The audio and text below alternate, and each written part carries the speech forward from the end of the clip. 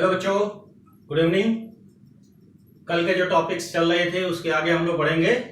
तो उसमें जो हमने क्वेश्चंस कर रहे थे, थोड़ा समझा रहा था मैं ऑप्टिकल आइसोमेरिज्म के स्ट्रक्चर को कैसे मैं ड्रॉ करूंगा। तो उसमें 3-4 एग्जाम्पल करेंगे क्वेश्चन के फॉर्म में। तो लिखो question, find the optical isomers structure in following cases. 4 मैंने एग्जाम्पल लिया हुआ है। एक आपको ऑप्टिकल आइसोमेरिज्म की एक फीलिंग आ जाएगी, एक अंडरस्टैंडिंग आ जाएगी कि कैसे स्ट्रक्चर ड्रॉ होते हैं, है ना। ठीक है। एम का मतलब आप जानते हैं ट्रांजिशन मेटल होगा, और ए और बी जो भी लिख रखा है मैंने, वो आपके कैसे होंगे बच्चों, वो आपके लिगेंड्स होंगे। अगर मैंने क्वेश्चन में कहीं पर ए बी लिखा हुआ है तो इसका मतलब वो इशारा कर रहा है अनसिमेट्रिकल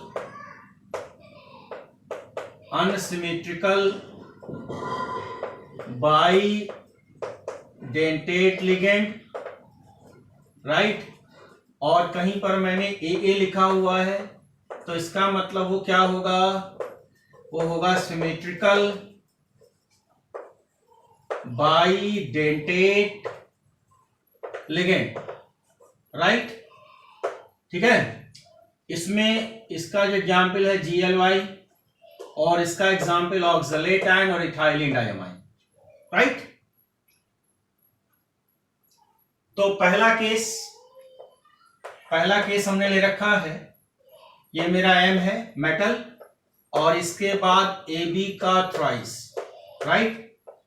ये देखो बच्चों, ये M हो गया, दिख रहा है। और ये ऑक्टाहेड्रल की मैं बात कर रहा हूं इस तरीके से। और इसके बाद मैंने ये लिखा हुआ AB, ठीक है।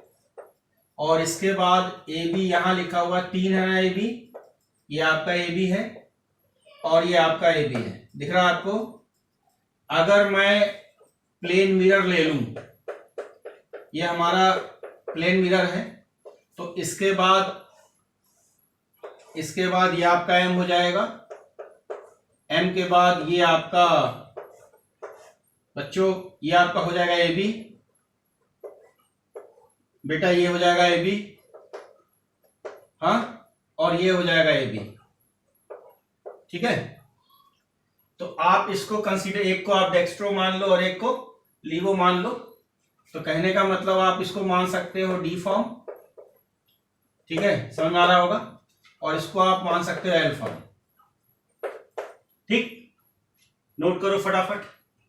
एक हमारा हो गया। दूसरा देखो, दूसरा हमने क्या ले रखा है, दूसरा हमने ले रखा है MA2, B2 और C2 टाइप, ये ले रखा है।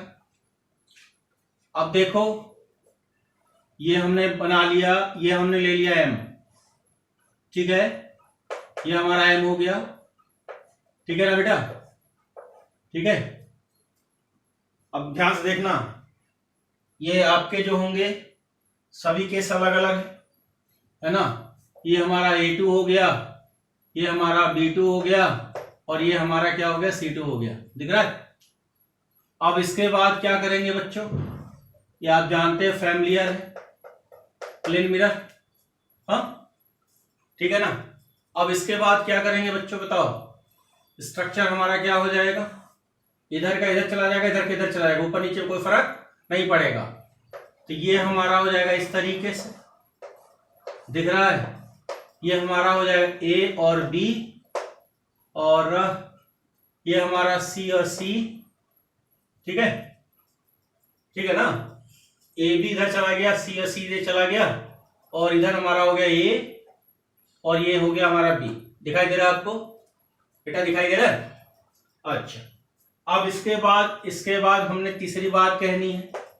तीसरी बात हमारा क्या हो जाएगा, तीसरा हमारा है MAA का ट्वाइस और AB, यानी कि ये बाइडेंटेट लिगेंड है और ये मोनोडेंटेट है, ठीक है ना। तो ये देखो, स्ट्रक्चर हमने बना दिया, ये हमारा M हो गया, और ये बाइडेंटेट लिगेंड कितने हैं, 2 हैं, यानी एक तो मैंने ये बना दिया, ए और ए दिखाई दे रहा बाइडेंटेट, और ए और ए बाइडेंटेट, एक ये हो गया हमारा, ठीक है ना, और ये हमारा ए और ये हमारा हो गया बी, राइट। अब जो है हमने जो है ये हमने क्या ले रखा है, प्लेन मिरर। प्लेन मिरर के बाद हम जानते हैं ऊपर नीचे कोई फर्क नहीं पड़ेगा, बस साइड में देखने को फर्क पड़ेगा। यानी ये वाला पोर्शन आपका किधर आ जाएगा, ये ए हो गया, ये वाला पोर्शन आपका ये हो गया एक मिरर की तरफ, और इधर हमारा ए और बी हो गया, राइट। तो अगर ईमानदारी से देखें तो इसको हम बोलेंगे डी फॉर्म, दिख रहा होगा आपको, और इसको हम बोलने वाले हैं एल फॉर्म, दिख रहा होगा आपको, ठीक है।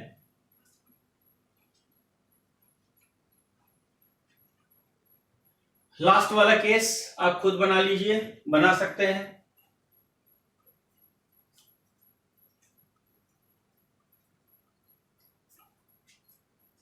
नेक्स्ट हैंड डालो,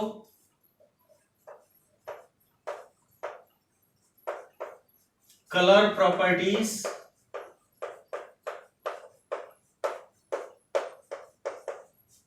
इन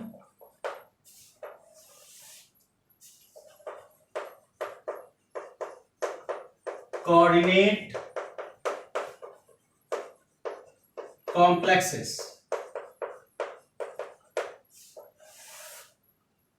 Color properties in coordinate complexes.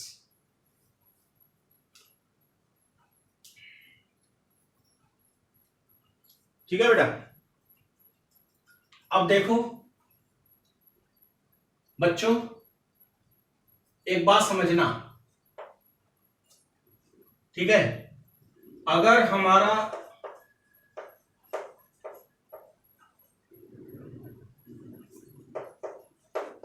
Absorb colour और emit colour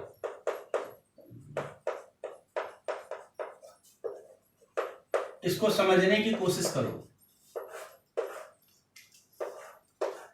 VIB GYOR,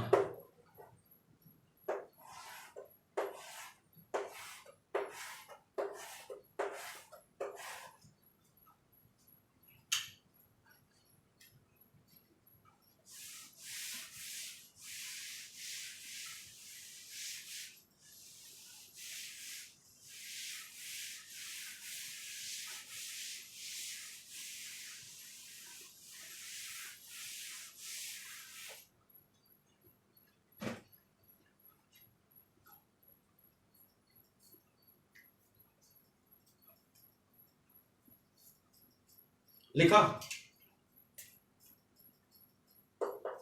your GVIB। इसका मतलब क्या है, अगर मान लिया जाए कोई कंपाउंड ब्लू कलर की रीजन को एब्जॉर्ब करता है, ठीक है, मेरी बात समझ में आ रहा है। अगर कोई एलिमेंट ब्लू कलर की सनलाइट को एब्जॉर्ब करता है तो उसका जो कलर हमको देखने को मिलेगा रेड मिलेगा। कैसा मिलेगा, रेड मिलेगा। अगर मान लिया जाए येलो कलर को वो एब्जॉर्ब करता है तो हमको ब्लू मिलेगा। क्या मिलेगा, ब्लू मिलेगा। इस बात का ध्यान रखना, जी पर कोई फर्क नहीं पड़ता, यानी जी ग्रीन जो होता है, जो वही एब्जॉर्ब होता है, वही आपका इमिट्स होता है। एक बात, ठीक है, मेरी बात आपको समझ में आ रहा है। इसमें आपको कई सवाल देखने को मिला है, ठीक। अगर मैंने आपसे कहा कि कॉपर सल्फेट का जो कलर है ब्लू कलर का हमको दिख रहा है, अगर कॉपर सल्फेट का ब्लू कलर हमको दिख रहा है, मेरी बात समझ में आ रहा है आपको, उसने कौन सा एब्जॉर्ब किया होगा, उसने इस रीजन को एब्जॉर्ब किया होगा, तब ये कलर हमको देखने को मिल रहा है। मेरी बात आपको समझ में आता है, एक बात। दूसरी बात कि जब हम कोऑर्डिनेट कंपाउंड में कलर की बात करेंगे तो दो चीजों पर कलर डिपेंड करता है। एक तो होता है, मैं लिख देता हूं, एक तो होता है आपका DD ट्रांजिशन। क्या होता है, DD ट्रांजिशन। और दूसरा जो हमको देखने को मिलता है उसको बोलते हैं चार्ज ट्रांसफर कॉम्प्लेक्स, राइट। ठीक, जरा नोट करो। और पहला केस लिखो जिसको हम बोलते हैं डीडी ट्रांजिशन।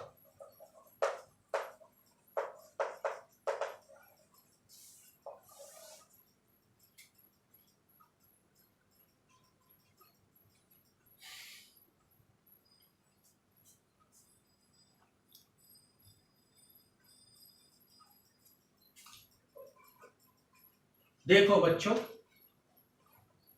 ये हमारा डी ऑर्बिटल है, काफी स्टडी हो चुकी है, स्ट्रक्चर बढ़िया सा नहीं बना, आप समझ लो। ये हमारा लिगेंड है। हाँ, जब लिगेंड अटैक करेगा दो पार्ट में टूटेगा। एक तो हो जाएगा हमारा, इसको हम बोलते हैं ईजी स्टेज, काफी पढ़ा चुके हैं। और एक होगा हमारा T2G स्टेज, राइट। और इसको मैंने बताया है, इसको बोलेंगे लो एनर्जी लेवल, राइट। और इसको बोलते हैं हाई एनर्जी, है ना, पढ़ा चुके हैं बेटा। अब देख, अगर कोई भी अनपेयर्ड इलेक्ट्रॉन हमको लो एनर्जी में देखने को मिल रहा है, किसी एलिमेंट के कॉन्फ़िगरेशन में डी ऑर्बिटल में एक अनपेयर्ड इलेक्ट्रॉन अगर देखने को मिल रहा है, तो एनर्जी को एब्जॉर्ब करने के बाद T2G से वो ईजी स्टेज में कूद जाएगा, राइट। यानी कि T2G स्टेज से वो ईजी स्टेज में कूद जाएगा और उसी को बोलेंगे हम डीडी ट्रांजिशन। क्या करेंगे? DD transition. बच्चों, डी से डी में मूवमेंट हुआ तो इसको बोलेंगे डी ट्रांजिशन। अब यहां पर जो एलिमेंट का कलर होगा और इसमें कूदेगा तो वेवलेंथ में अंतर आएगा, उस वजह से कलर चेंज होगा, उस वजह से कलर उसमें चेंज होगा।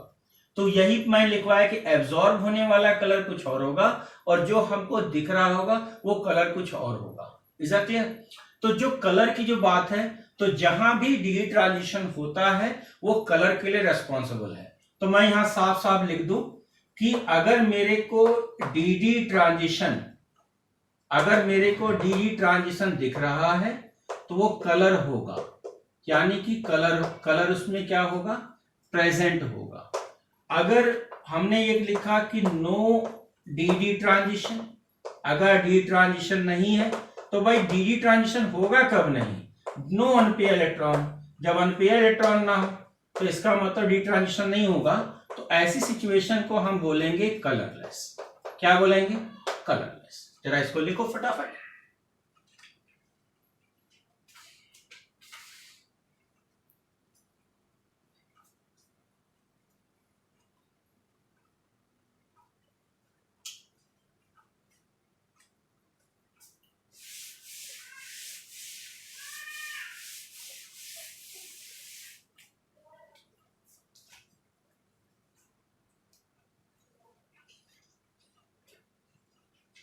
अगर मैं सेकंड बात करूं बच्चों, तो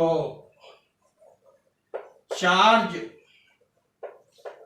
ट्रांसफर कॉम्प्लेक्स, थोड़ा इस पर आ जाएं।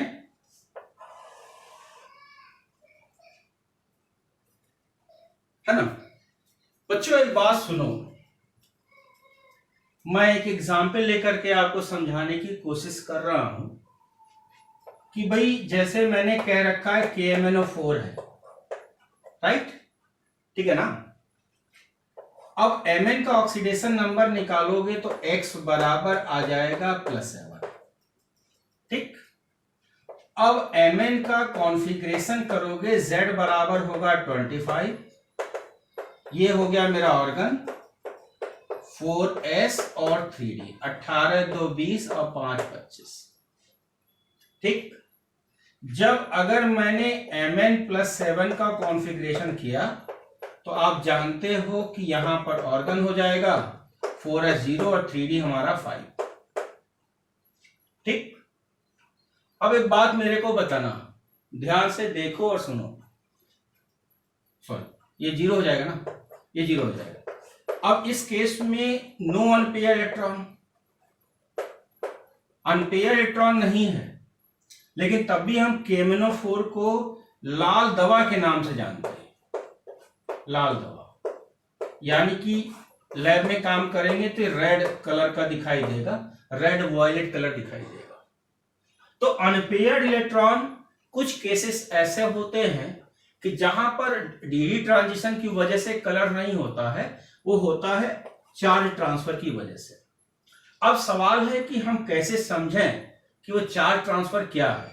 तो बेटा एक बात सुन, कि जैसे मैंने ये कहा कि KMnO4 को मैं ब्रेक कर रहा हूं, तो मेरे को मिल रहा है K प्लस और MnO4 माइनस मिल रहा है, ये मिला। अब अगर मैं Mn की बात करूं तो Mn के पास d ऑर्बिटल की सिचुएशन है, 5 होंगे ना, मैंने स्ट्रक्चर बताया 5 तो होंगे ही।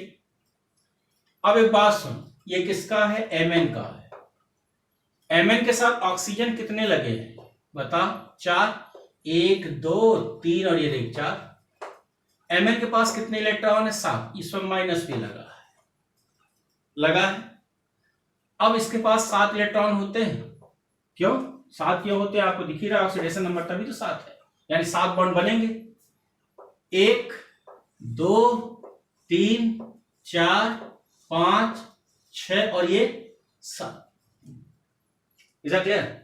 अब जैसे ही सनलाइट के कांटेक्ट में आएगा तो इसके यानी कि यहां पर जो लोन पेयर होगा, लोन पेयर है ना, इस लोन पेयर और इस इलेक्ट्रॉन के बीच में क्या होगा? रिपल्शन होगा।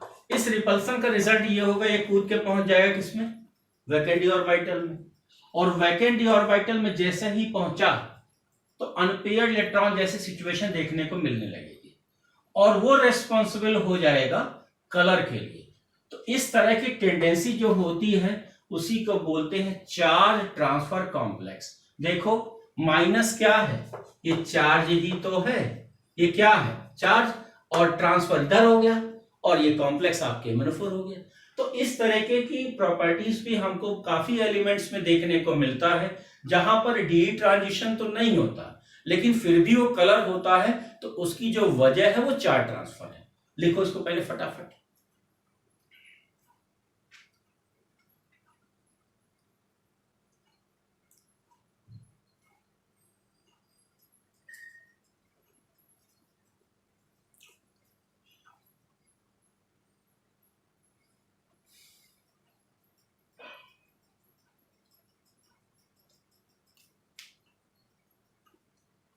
लिखा बच्चों? अब लिखो exercise.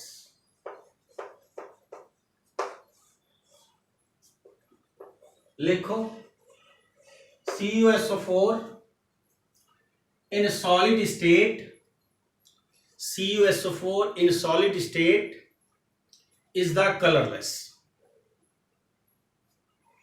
but in presence of hydrated form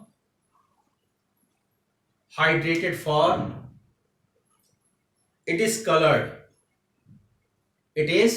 colored due to D transition। क्या? अब एक बात बताओ, जब इसको ब्रेक करोगे Cu+2 मिलेगा और साथ में SO4-2 मिलेगा, नहीं मिलेगा? कॉन्फ़िगरेशन करना, इसमें आपको vacant electron sorry unpaired electron दिखाई देगा। तो इसकी कलर होने की वजह क्या है? D transition. होगा कि नहीं होगा? बिल्कुल होगा। नंबर 2 नोट कर बेटा,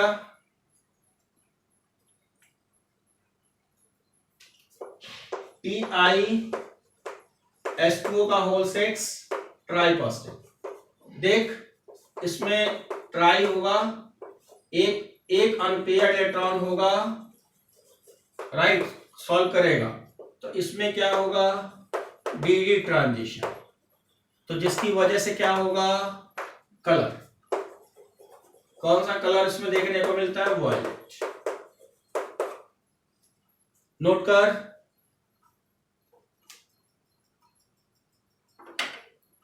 लिखा, सिल्क FeCN का होल 6 -4, FeCN का होल 6, FeCN का होल 6 -4 एंड FeH2O का होल 6 -2। मैं लिख दूं FeCN का होल 6 -4 एंड FeH2O का होल 6 चलो +2। अब यहां पर दोनों के कलर अलग अलग होंगे साहब, मेरी बात सुनो, यहां भी Fe+2 है और यहां भी Fe+2 है, लेकिन दोनों के कलर अलग अलग होंगे। क्यों होंगे? यहां साइनाइड की वजह से क्या होगा, स्ट्रॉन्ग फील्ड लिगेंड होगा और वाटर क्या होता है बच्चों, वाटर होता है वीक फील्ड लिगेंड होता है। तो जैसे ही SFL होगा तो यहां पर अनपेयर्ड इलेक्ट्रॉन पेयर्ड में कन्वर्ट हो जाएगा, राइट। लेकिन यहां पर जितने अनपेयर्ड होंगे वो मेंटेन रहेंगे, तो जितना ज्यादा अनपेयर्ड होगा उतना बढ़िया कलर होगा। तो स्वाभाविक सी बात है, इसमें अनपेयर्ड इसके रेस्पेक्ट में ज्यादा होगा। जब इसके रेस्पेक्ट में यहां पर अनपेयर्ड ज्यादा होगा इससे, तो इसका कलर भी इससे ज्यादा डार्क होगा। तो अगर यहां पर कलर की जो रीजन है, तो पहली वजह तो ये होगा ड्यू टू लिगेंड्स, लिगेंड एक आप ये है, और दूसरा लिगेंड के बाद हम क्या देखते हैं कि डी ट्रांजिशन है कि नहीं है। तो यहां लिगेंड भी रेस्पॉन्सिबल है और डी ट्रांजिशन भी रेस्पॉन्सिबल है। तो इन दोनों के कलर्स आपके अलग अलग होंगे, इन दोनों के कलर्स आपके अलग अलग होंगे। कॉन्फ़िगरेशन Fe डाई पॉजिटिव दोनों में देखने को मिल रहा है, लेकिन दोनों के कलर्स अलग अलग होंगे। उसका जो रीजन है आपका, एक स्ट्रॉन्ग फील्ड लिगेंड है और दूसरा वीक फील्ड लिगेंड है। और दूसरी खास बात, डी ट्रांजिशन तो है ही। देखो, लिखवाएं, लिखो बेटा, लिखो, both complexes contain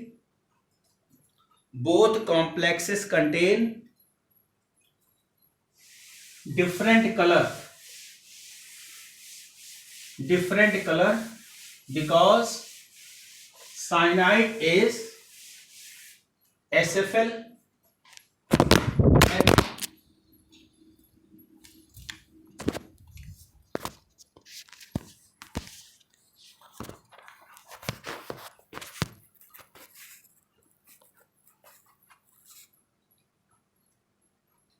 because cyanide is SFL and water is WFL, लिख लिया बच्चों। नेक्स्ट लाइन से लिखो, सी के बाद डी लिखो, NiCN का होल 4 -2 Ni, मैं लिख दूं डी, NiCN का होल 4 -2 is the colorless, है ना, is the colorless due to cyanide, bracket में लिखना SFL।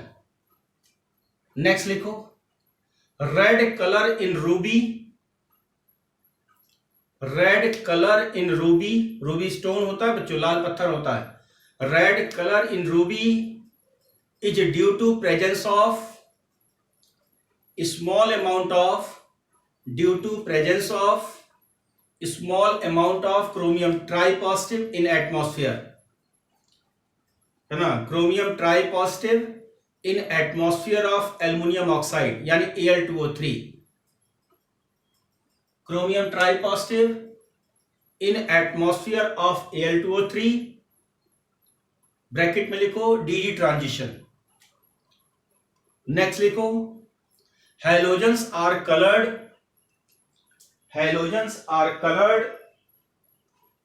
due to homo and LUMO concept। ये मैंने आपको पिछले साल केमिकल बॉन्डिंग में सिखाया है, VBT में। नेक्स्ट लाइन से लिखो बच्चों, नेक्स्ट लाइन नोट करके लिखो, डेल्टा ई एब्जॉर्ब बराबर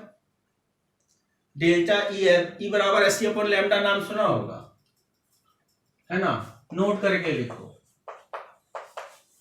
डेल्टा ई एब्जॉर्ब बराबर S C upon lambda absorb,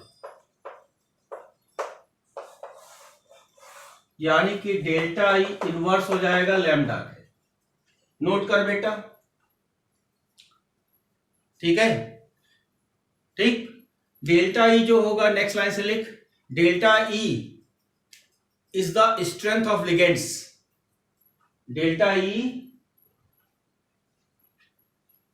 energy मत लिखना, स्ट्रेंथ लिखना, strength of ligands. So wavelength of absorption in visible region, order is H2O greater than ammonia, H2O greater than ammonia greater than NO2। Question लिखो, find out decreasing order of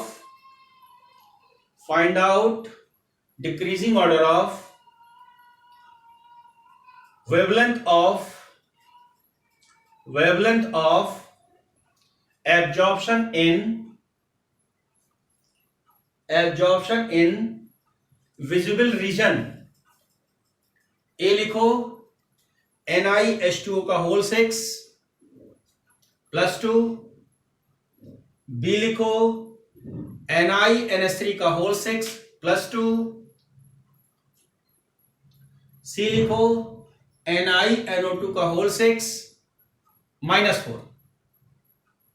ठीक, solution बनाओ, लिखवाया है, ऊपर लिखवाया है ना, क्या हो जाएगा, A greater than B greater than C।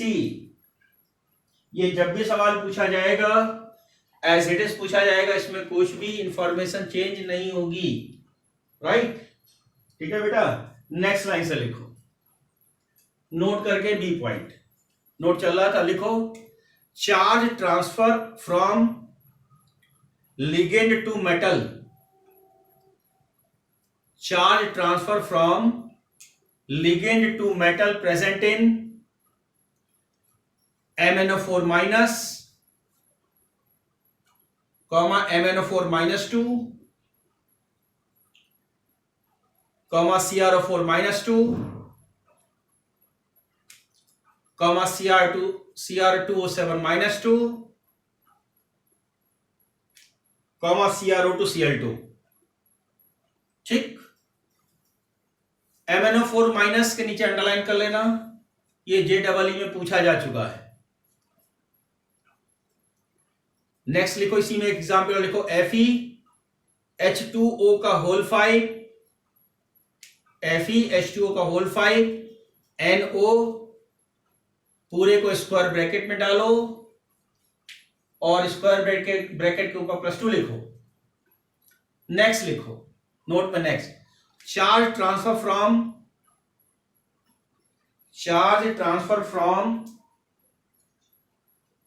metal to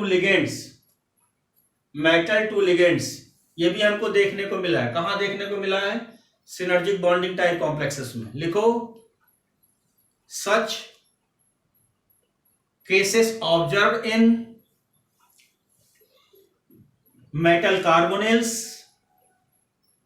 like FeCO का whole 5, ferrocene,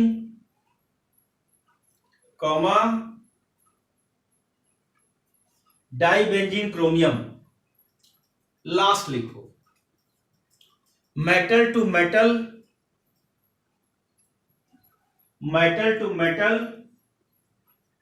charge transfer present in Prussian blue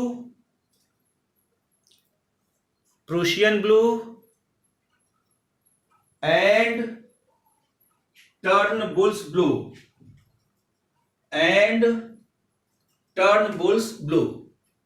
ठीक है बच्चों।